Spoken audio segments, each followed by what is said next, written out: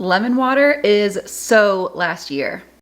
Hi everyone, welcome to my channel. My name is Hannah. I am a non-diet dietitian here to help you decide if you should be taking part of current diet and wellness trends. The latest trend that we are going to be breaking down is a little something known as WaterTok. If you are not on the WaterTok side of the internet, allow me to catch you up to speed. Let's get our water going today. All right, the flavors of summer, you guys. Paradise Punch, let's do it.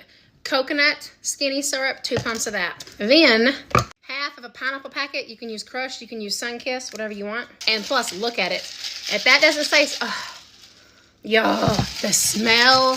Come get WaterTok supplies with us. So many flavors. Making my drink cute at lunch because it makes me feel better. It's actually not bad. Basically, people are adding syrups and powders that are usually sugar-free to their water. And they're also usually giving names to their water creations such as salted caramel apple water, watermelon cotton candy water, and pina colada water. And the main reason why these water talkers are doing what they're doing is they just claim that it helps them to drink more water to add these fun flavors. So if you're like, Hannah, why does any of this even matter? Why is WaterTok a big enough deal that you decided to make an entire video about it? Well, you, my friend, appear to be quite rational. Keep it up. But the rest of the internet does not appear to be quite as cool, calm, and collected about WaterTok. Hi, what's going on with the water girls? What's up? Is anyone seeing what are they doing? They're adding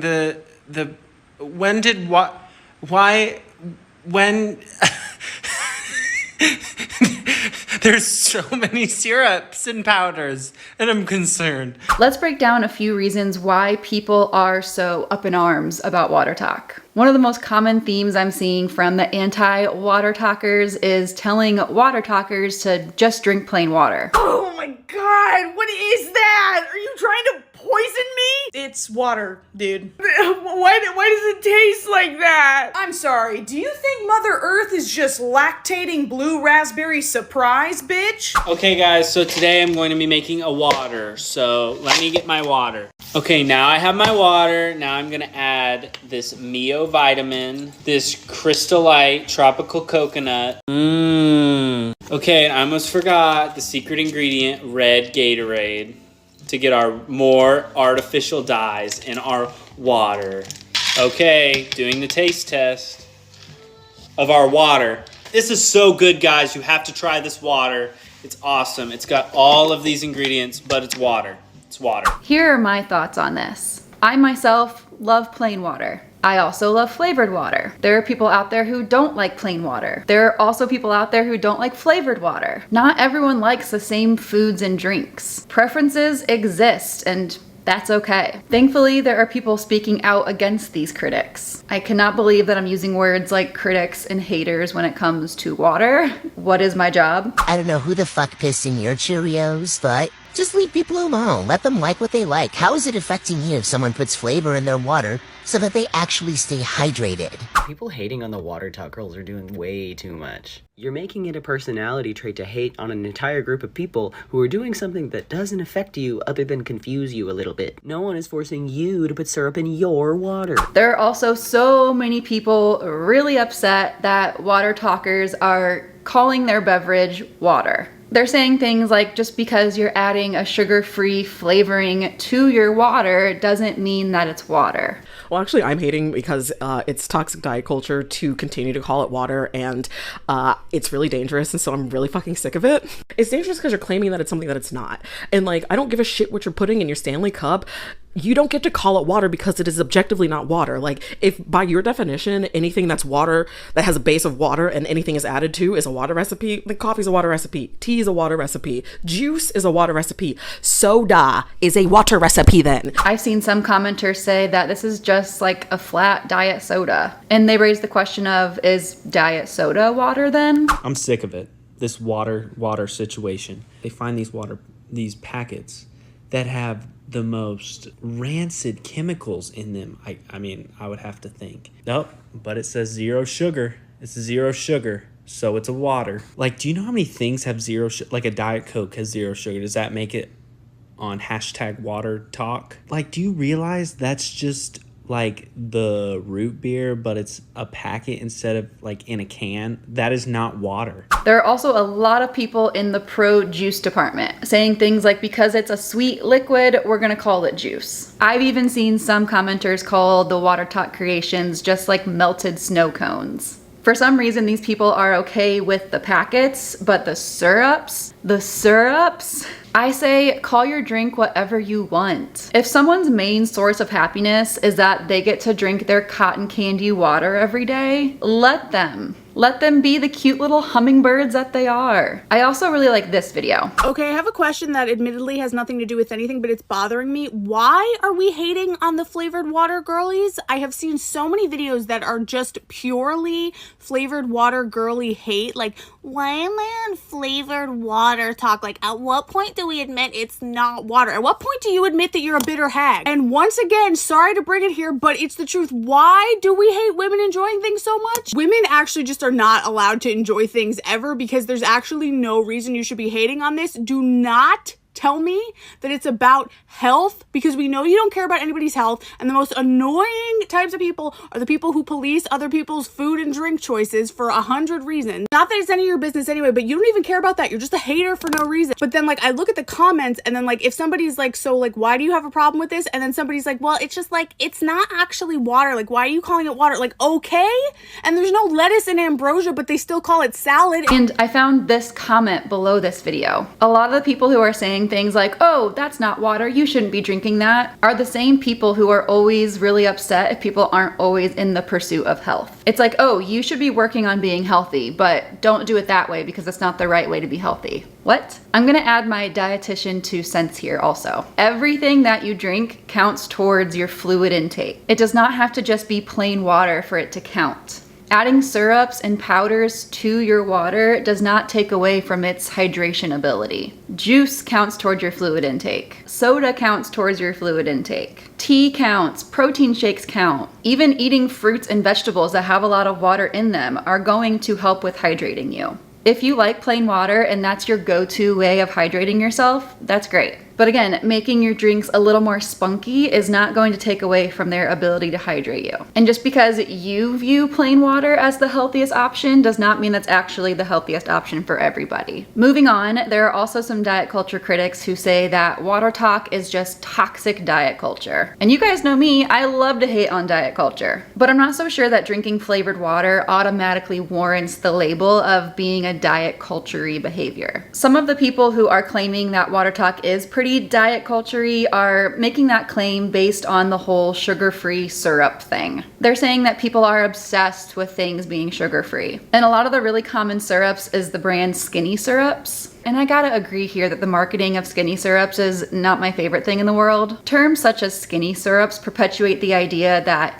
if you choose sugar-free, you will be skinny, and if you are skinny, you will be healthy. But that is not how health works. I'm gonna put on my dietitian hat once again and talk about how a lot of the people on WaterTok have had bariatric surgery. That the majority of the people who started this trend are actually bariatric patients. Hi, I'm a bariatric patient. Sometimes I don't want to just drink plain water. I want a fun thing that tastes different, that's not carbonated, so I have a couple of those every day. Hydration is critical for bariatric patients. As a dietitian, I have worked with many bariatric patients, and after bariatric surgery, you are at an increased risk of dehydration. The risk of dehydration is especially prevalent in the early stages of recovery. So if adding flavor to their water is going to help a bariatric patient prevent being hospitalized, I'm going to support that. Some bariatric patients will also say that they experience what's called water nausea after surgery. And this looks different for every patient, but some will say that ice cold water doesn't sit well with them. Some will say that room temperature water doesn't sit with them and they have to have it ice cold. And a lot of bariatric patients will say that plain old water without any flavor does not sit well with them. Also, carbonation after bariatric surgery is strongly discouraged. So if you can't tolerate plain water and you can't have carbonation, this can be where things like syrups and powders can be a really great option for bariatric patients post-op. Bariatric patients also do tend to choose the sugar-free option, not only because they are usually super low in calories, but also because high sugar intake after surgery can lead to something called dumping syndrome, which is just as miserable as it sounds. So for them, the sugar-free syrups and powders are a great alternative. But before you say, oh, the sweeteners like sucralose and aspartame, they cause cancer, do you actually know if that's true? Or are you just repeating what you read on some scary news article headline? In most doses that they are consumed, non-nutritive sweeteners like aspartame or sucralose are not going to cause cancer. There's something called the ADI, which is the acceptable daily intake, and these have been assessed for these sweeteners. The ADI for aspartame, for example, is 50 milligrams per 1 kilogram of body weight. And if you're like, what the heck does that even mean? If you are, let's say, 150 pounds, you can have roughly 17 diet sodas per day and still be within the ADI of that sweetener. Now, some people will say that they get headaches, bloating, gas when they consume non-nutritive sweeteners. And if that's the case, then I recommend not consuming them. And whenever I see a video saying what I basically just said, that non-nutritive sweeteners like aspartame are totally safe, there are always so many comments giving classic whataboutism, saying things like this commenter who claims that their husband is allergic to aspartame and so it's not safe for everyone. Oh, but what about me who has an allergy to aspartame? What about me who gets a headache when I have aspartame? Some people are also allergic to avocados or strawberries or peanuts.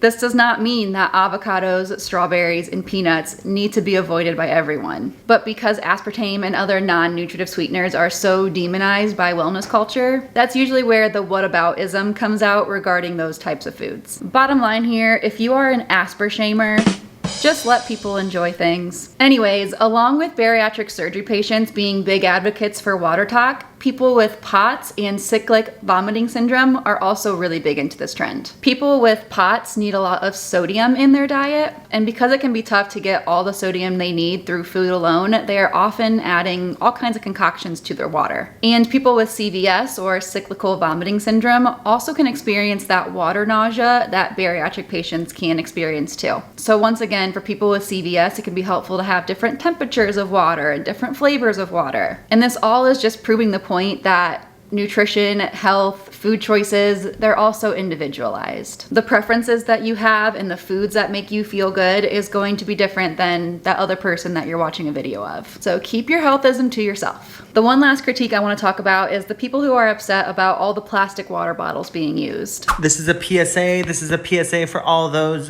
who find themselves on WaterTok. The WaterTok girls are now using bottled water inside of their reusable Stanley cups. That is right. WaterTok is now reached a new low, everyone. It has somehow gotten crazier. PSA, you've been warned. A lot of WaterTokers will make their beverage in like a plastic water bottle and then pour it into their reusable cup. And of course, TikTok being TikTok, there's a lot of Stanley cups involved here. Now, I do generally agree that pouring water from a plastic water bottle into a reusable cup is pretty wasteful, but I want to point out here that not everybody has good quality water to drink. Not everyone can just get water from their tap or from the filtration system in their fridge. So if that's you and the only way you're able to drink plain water is by getting it from a plastic water bottle, then you gotta do what you gotta do. In this instance, we shouldn't be placing blame on the people who have that as their only option. The blame should be going towards whatever system is resulting in them not having clean water to drink. So final thoughts, what did we learn today? We don't get to determine what is healthy or unhealthy for someone. Even as a dietitian, that is not my place. Health and wellness and fitness are all so individualized. What I will say here is that as a dietitian, I would much rather my patients and clients add these flavorings to their water if it's gonna help them drink more versus not drinking any water at all. It is not helpful to tell others how or what to eat and drink. When it comes to WaterTok, don't yuck someone's yum just because you don't think it's the right way to hydrate yourself. There is no universal right way to do this. For me personally, sometimes making a fun drink is the highlight of my day. I'm even growing mint out in my garden just so that I can use it for my fun drinks. If you're on WaterTok, you've maybe even seen like all the different water bars that people have in their homes. Kind of like coffee bars, but of course it's instead for their water of the day. I think it's just the cutest thing. It's okay to do fun things, do things you enjoy, have hobbies, whatever they are, especially when they don't hurt a single person. The WaterTok girlies who are enjoying their sweet, icy, colorful, fruity beverages of the day are not causing any harm to anyone else. The only time this becomes harmful is if they are promoting it as the best way or the healthiest way to hydrate yourself, which, as we just talked about, there is no right way to do this. One last thing I want to point out is that, as with all things nutrition, more is not always necessarily better. By this I mean that it is definitely possible to overhydrate. Most people probably don't need to be drinking 4, 5, 6 Stanley cups worth of water every day. And it's also possible for non-nutritive sweeteners like aspartame or sucralose to not sit very well if drinking them in very large quantities. But again, everyone is different and has different tolerances and preferences. So what are your thoughts on WaterTok? Leave a comment below with your take of this trend. And while you're there, make sure you like this video and don't forget to subscribe so you always know when I'm posting a new video about trends going on in the diet space. Thank you so much for watching, and I will see you next time.